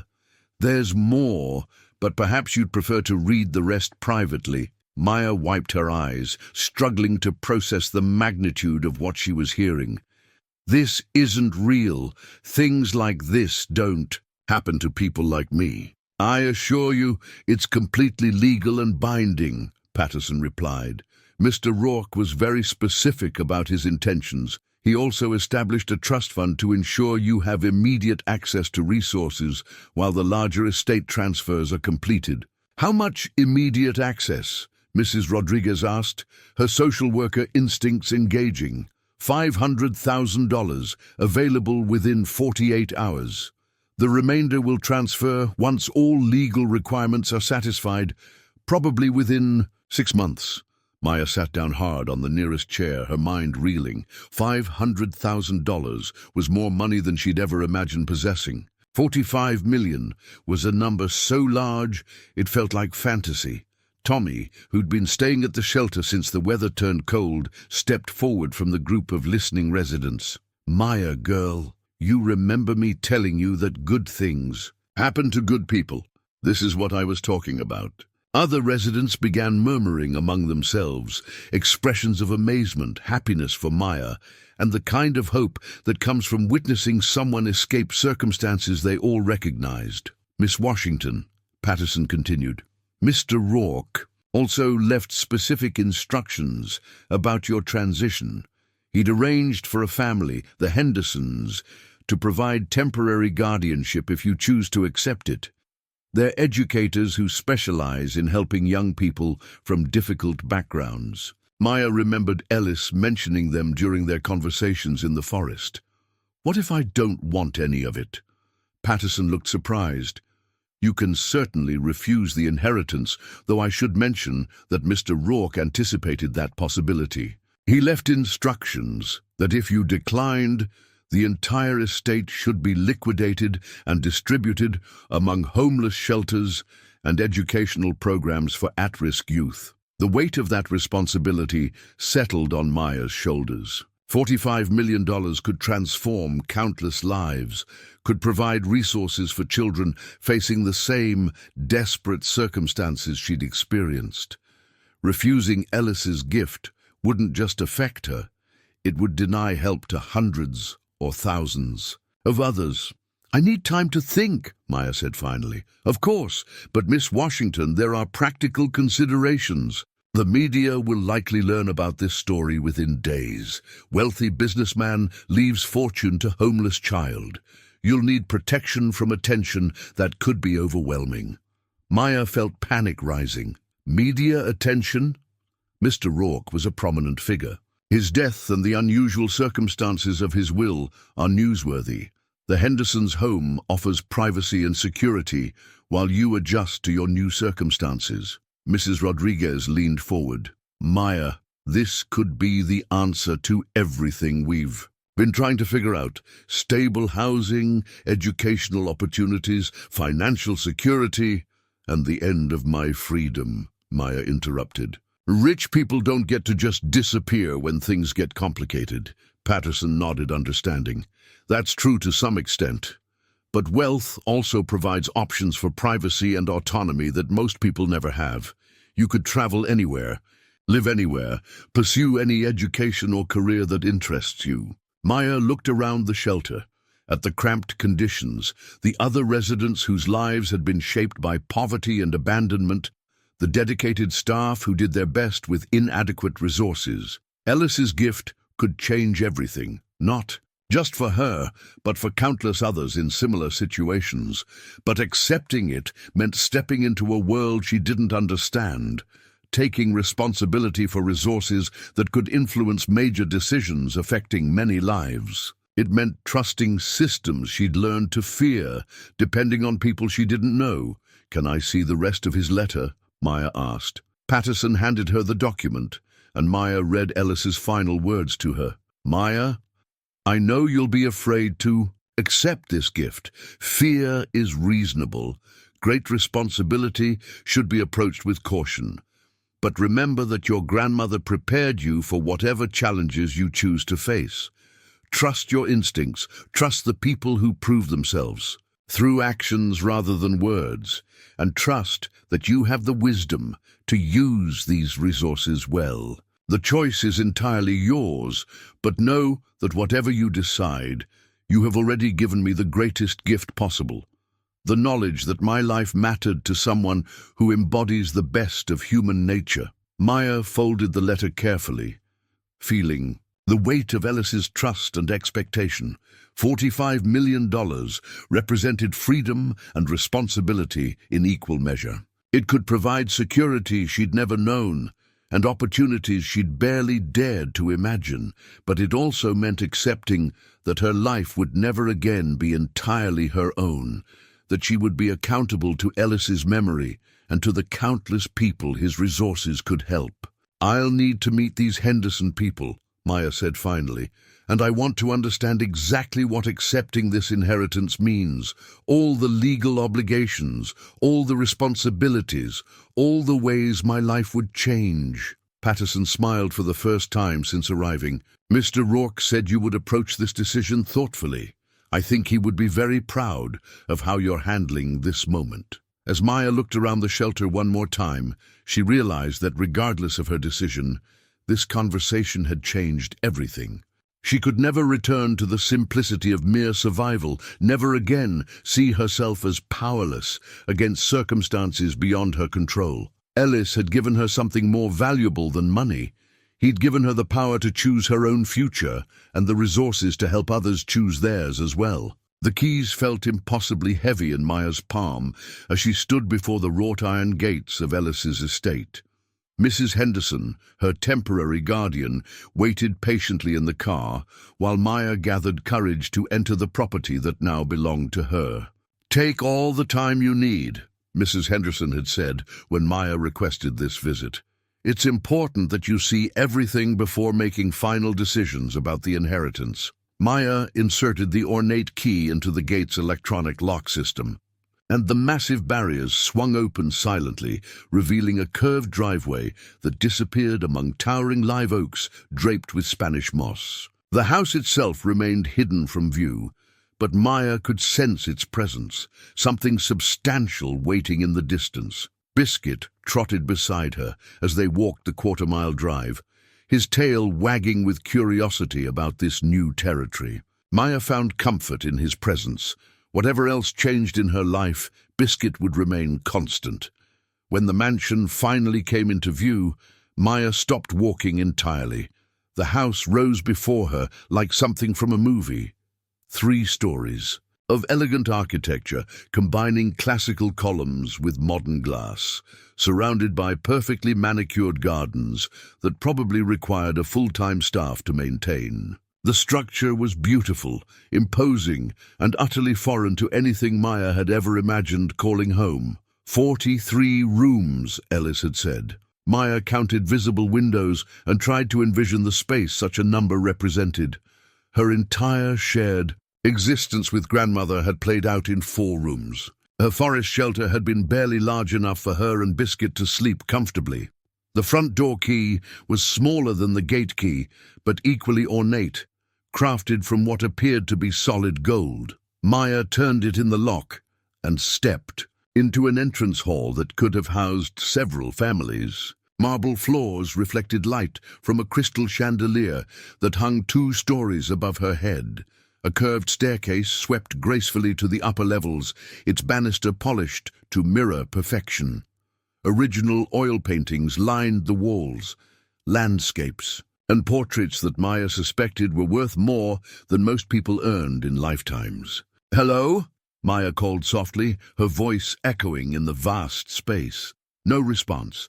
The house was empty, just as Ellis had described during their conversations in the forest. Maya walked carefully across the marble, her worn sneakers squeaking against the polished surface. The first room she entered appeared to be a formal living area, furniture arranged in conversational groupings that had probably never hosted actual conversations. Everything was pristine, expensive, and coldly perfect. Maya understood immediately why Ellis had described his home as a beautiful prison. But as she explored deeper into the house, Maya began noticing details that revealed Ellis's growing preoccupation with their brief time together. On a desk in what appeared to be his home office, she found a yellow legal pad covered with his handwriting. The notes were about her. Maya, approximately 11 years old, living independently in Georgia State Forest, Ellis had written. Demonstrated advanced medical knowledge treating head trauma and possible internal injuries. Wilderness survival skills suggest extensive practical education. Exhibits intelligence, courage, and compassion despite traumatic personal history. Maya flipped through pages of similar observations, detailed notes about their conversations, and what appeared to be research into educational programs for gifted children from disadvantaged backgrounds. Ellis had been planning her future even before offering his help directly. In another room, a library lined floor to ceiling with leather-bound books, Maya discovered a stack of letters on a side table. All were addressed to her, written in Ellis's careful handwriting, but none had been mailed. She opened the top letter with trembling hands. "Dear Maya, it's been 2 weeks since I returned from the forest, and I find myself thinking about our conversations every day. You probably don't realize how remarkable you are, not just for surviving circumstances that would destroy most adults, but for maintaining your humanity and compassion despite everything you've endured. I've been researching educational opportunities, trying to understand how someone with your capabilities might thrive in the right environment. There are programs specifically designed for exceptionally bright children who need time to heal from trauma while pursuing accelerated learning. I hope you're staying warm and finding adequate food. I worry about you constantly, but I respect your choice to remain independent. When you're ready, if you're ever ready, please know that help is available." Maya's eyes blurred with tears as she read letter after letter, all expressing Ellis's concern for her welfare, his admiration for her strength, and his growing sense that helping her might give his own life meaning it had previously lacked. The final letter, dated just 3 days before his death, was different in tone. "Maya, I've made arrangements that I hope will honor your grandmother's dreams for your future, while respecting your right to choose your own path. By now you'll know about the inheritance, and you're probably feeling overwhelmed by the responsibility. Please understand, this gift comes with no strings attached, no expectations beyond your own moral compass. Use these resources however feels right to you. Help others if you choose. Keep everything for yourself if that's what you decide, or find some combination that feels authentic to your values. You saved my life in the forest, but more importantly, you reminded me what genuine human goodness looks like. That reminder has been worth more to me than all the wealth I've accumulated over 40 years of business success.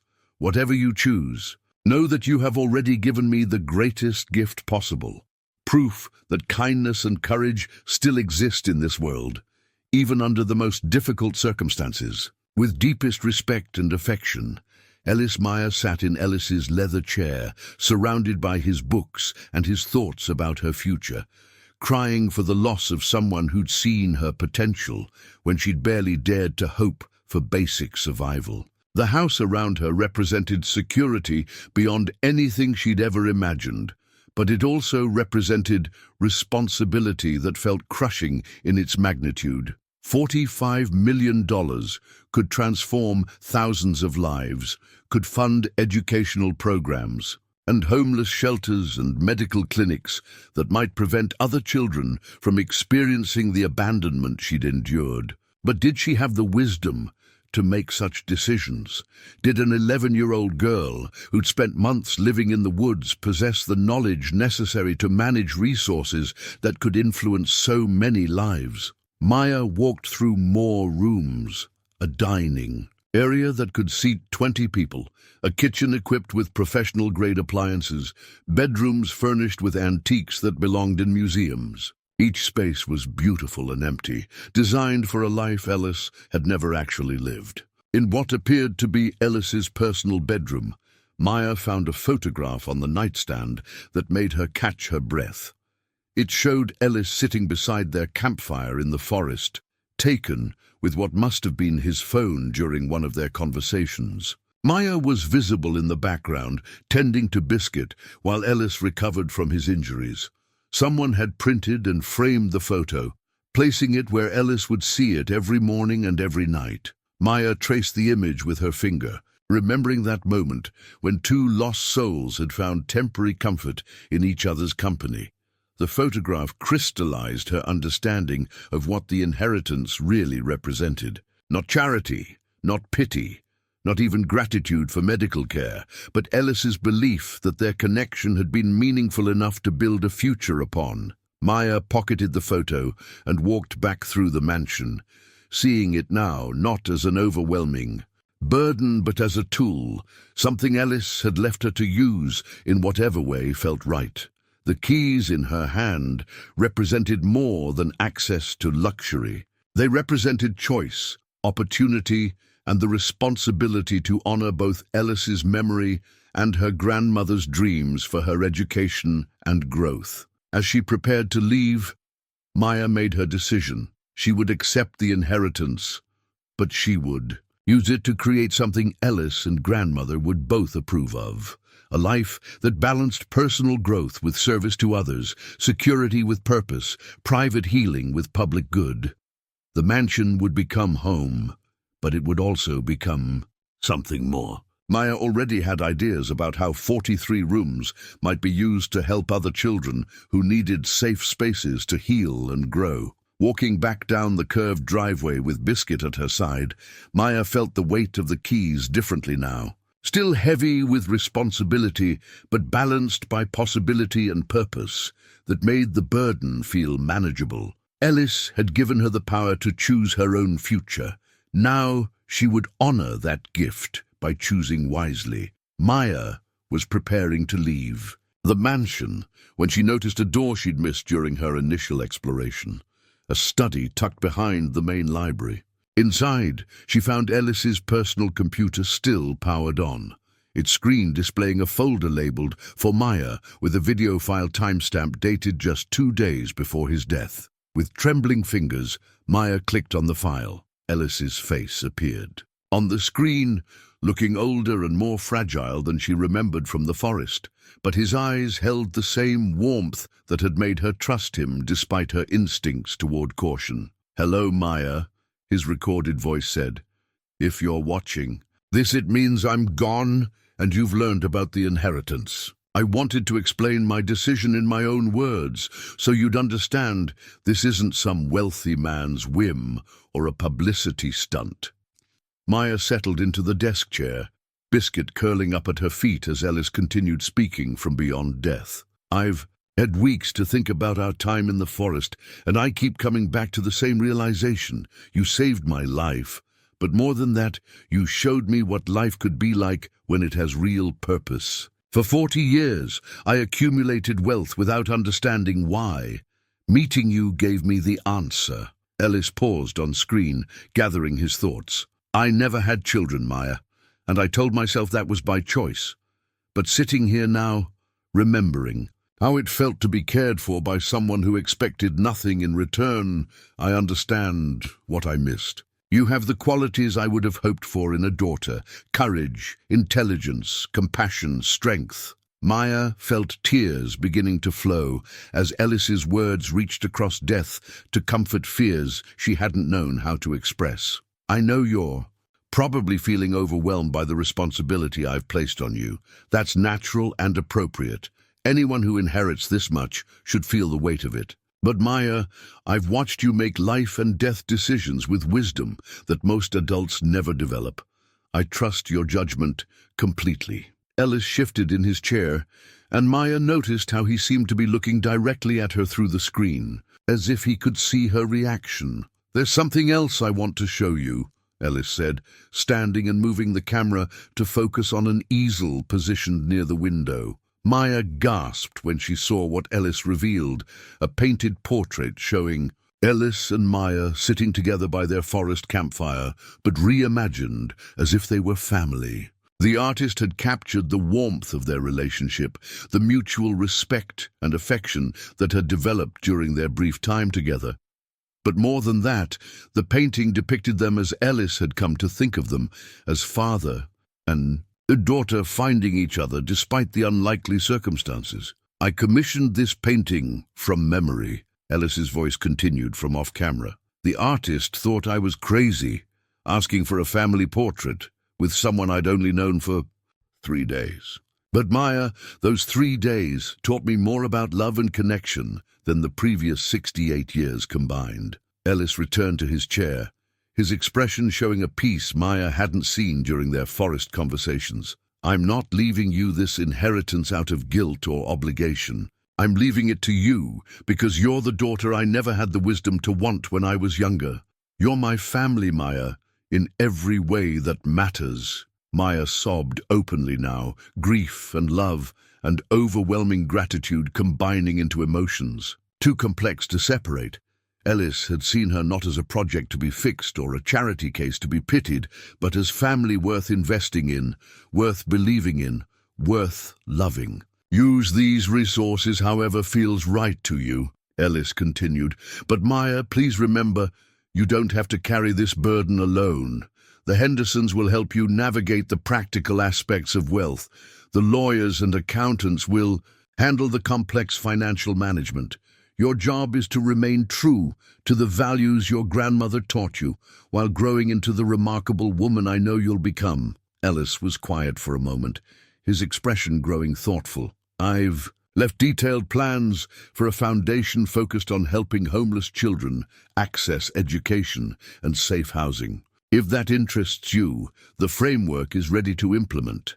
If you prefer different approaches, the resources are flexible enough to support whatever direction you choose." Maya realized Ellis had been planning far beyond their brief conversations in the forest. He'd envisioned a future where she could help others facing the challenges she'd overcome, where his wealth could become a tool for systemic change rather than mere personal comfort. "One final thing, Maya," Ellis said, his voice growing softer. "Don't let anyone convince you that you don't deserve this gift. You saved my life through your own courage and competence. You showed me kindness when you had every reason to protect yourself first. You demonstrated wisdom and character that impressed someone who'd spent decades evaluating people's capabilities." Ellis smiled directly into the camera. "Your grandmother raised someone extraordinary, and it's been my privilege to recognize that and respond accordingly. Whatever you accomplish with these resources will be a testament to her love and your own remarkable spirit." The video ended with Ellis simply saying, "Thank you for giving my life meaning, sweetheart. Make me proud." Maya sat in the quiet study, feeling Ellis's presence surrounding her through his recorded words and the evidence of his planning for her future. The painted portrait seemed to glow in the afternoon light, depicting a family relationship that had been real despite its brevity. For the first time since learning about the inheritance, Maya felt ready to accept not just the money, but the love. That had motivated Ellis's gift. He'd seen her as family, had planned for her future, the way a caring father plans for his child's education and opportunities. Maya picked up the phone and dialed Mrs. Henderson's number. When her temporary guardian answered, Maya's voice was steady with new resolve. "Mrs. Henderson, I've made my decision. I want to accept the inheritance, and I want to start implementing Ellis's foundation plans immediately. There are children living in the woods right now, facing the same dangers I faced. We need to reach them before winter gets worse." As Maya spoke about her plans for emergency shelters, educational programs, and transition services for homeless youth, she felt Ellis's presence guiding her thinking. This was what he'd envisioned. Not charity dispensed from a distance, but systemic change led by someone who understood the problems firsthand. "Maya," Mrs. Henderson said warmly, "Ellis would be very proud of you." Looking at the commissioned portrait of the family they'd become, Maya knew that was true. Ellis had given her more than money. He'd given her a father's love and confidence in her ability to make a difference in the world. Now she would honor that gift by becoming the person both Ellis and grandmother had believed she could be, someone who used her resources and experiences to help others find their own paths from survival to thriving. The transformation was complete. Maya was no longer just a survivor fighting for basic needs. She was a young woman with the power and responsibility to change lives, carrying forward the love of two people who'd seen her potential when she couldn't see it herself. 6 months later, Maya stood in the gardens of what had once been Ellis's isolated mansion and was now the Rourke Foundation's residential campus for homeless youth. The morning sun painted golden light across the transformed estate, where carefully tended vegetable gardens had replaced ornamental flower beds, and children's laughter echoed through spaces that had known only silence for decades. In her hand, Maya held a photograph that captured this moment perfectly, herself standing beside Biscuit, surrounded by 8 children aged 7 to 16, all of whom had been living on the streets or in the woods when the Foundation's outreach teams found them. The photographer had caught something magical in their faces, hope replacing desperation, curiosity overcoming wariness, the tentative smiles of young people discovering they might have futures worth imagining. "Maya!" called 12-year-old Carlos, who'd been living under the Talmadge Bridge when social workers brought him to the Foundation 3 months ago. "Miss Rodriguez wants to know if you're ready for the ceremony." Maya nodded, adjusting the simple black dress she'd chosen for today's official dedication. The media attention Ellis had predicted had indeed materialized, but Maya had learned to navigate interviews and public appearances with the same careful strategy she'd once applied to avoiding park rangers. The transformation of the estate had taken months of planning and construction, but the results exceeded even Maya's ambitious vision. The mansion's 43 rooms now served multiple purposes: private bedrooms for up to 20 children, common areas designed for both study and recreation, a medical clinic staffed by volunteer physicians, and classrooms equipped with the latest educational technology. Most importantly, the spaces felt warm and alive in ways they never had during Ellis's solitary residence. Children's artwork covered walls that had once displayed expensive paintings. The formal dining room had become a library where kids sprawled on comfortable couches reading everything from comic books to college preparatory texts. The pristine kitchen buzzed with activity as residents learned cooking skills alongside academic subjects. Maya walked through the campus, greeting children and staff members who'd become her extended family. Each young person here had arrived carrying trauma similar to her own, but they'd also brought resilience, intelligence, and dreams that proper support was helping them pursue. "Ready for your speech?" asked Dr. Sarah Henderson, who'd transitioned from temporary guardian to foundation director and surrogate mother figure. "As ready as I'll ever be," Maya replied, though her stomach fluttered with familiar anxiety about public speaking. The dedication ceremony would formally announce the Foundation's mission to a gathering of local officials, potential donors, and media representatives. Maya had insisted on keeping the focus on the children they served rather than on her unusual inheritance story, but she understood the importance of public support for their work. Before joining the ceremony, Maya made one final stop at the small memorial garden she'd created in Ellis's honor. A simple granite bench bore an inscription, Ellis Rourke, who saw potential where others saw problems. Beside it grew a small oak tree, planted from an acorn Maya had gathered from their forest. Campsite. I hope you're proud of what we've built, Maya said softly, settling onto the bench with Biscuit at her feet. These kids, they're just like I was, just like you were, lost and looking for someone to believe in them. Maya pulled out the latest. Letters from children. The foundation had helped transition to permanent homes and families. Success stories that proved Ellis's investment had been wise, that homeless children could thrive when given appropriate support and opportunities. The dedication ceremony was being held in the estate's main garden, where chairs had been arranged for approximately 50 guests. Maya recognized faces from the mayor's office, the school district, local churches that had partnered with the foundation, and most importantly, representatives from other organizations serving vulnerable children. As Maya approached the podium, she caught sight of familiar faces in the audience. Tommy from the shelter, Mrs. Rodriguez, who'd first believed in her potential, several social workers who'd learned to view homeless children as resources rather than problems. Their presence gave her courage to speak from the heart. 6 months ago, I was living in the woods with my dog, trying to survive each day as it came, Maya began, her voice steady despite her nervousness. I didn't know that helping one injured stranger would change everything. Not just for me, but for dozens of children who needed someone to see their potential instead of just their problems. She gestured toward the children gathered on the lawn, some sitting on blankets, others standing with the adults who'd become their advocates and mentors. Ellis Rourke taught me that kindness creates connections that can transform lives. Every adult here today has the power to be that connection for a child who needs someone to believe in them. Every child here today has the potential to become someone who helps others, just like Ellis helped me. Maya paused, looking directly at Carlos, who'd arrived speaking no English and was now reading at high school level.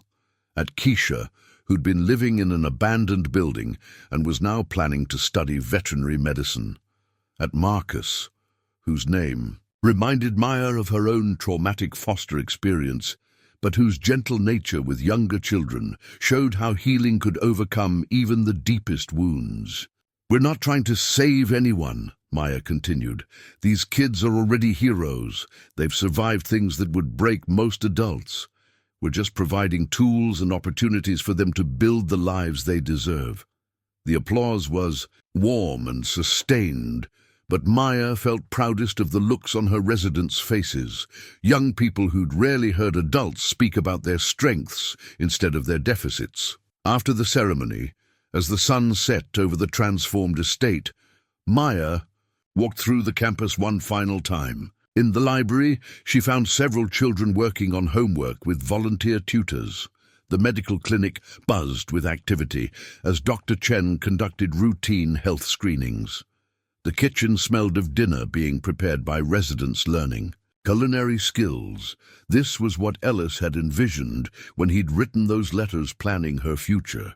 Not just her personal transformation, but her ability to create transformation for others. The mansion that had been a beautiful prison for one lonely man had become a launching pad for dozens of young people discovering their own potential. Maya settled into the window seat of what had once been Ellis's study, now her office, where she coordinated foundation activities and continued her own education through advanced tutoring. Biscuit curled up beside her, graying around the muzzle, but still devoted to his role as her constant companion.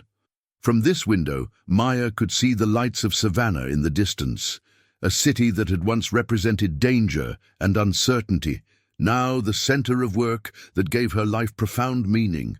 She could also see the forest where she'd spent those months learning to survive, where she'd found Ellis and discovered that two broken people could heal each other through simple human kindness. The photograph from this morning's ceremony sat on her desk, a new image to replace the faded picture of herself with grandmother that had sustained her through the darkest times. Both photographs represented love and belonging, but this new one also captured hope for the future, hers and that of every child who would find safety and opportunity at the foundation. Maya opened her laptop and began typing the weekly report. She sent to the foundation's board of directors, documenting their progress and planning next steps.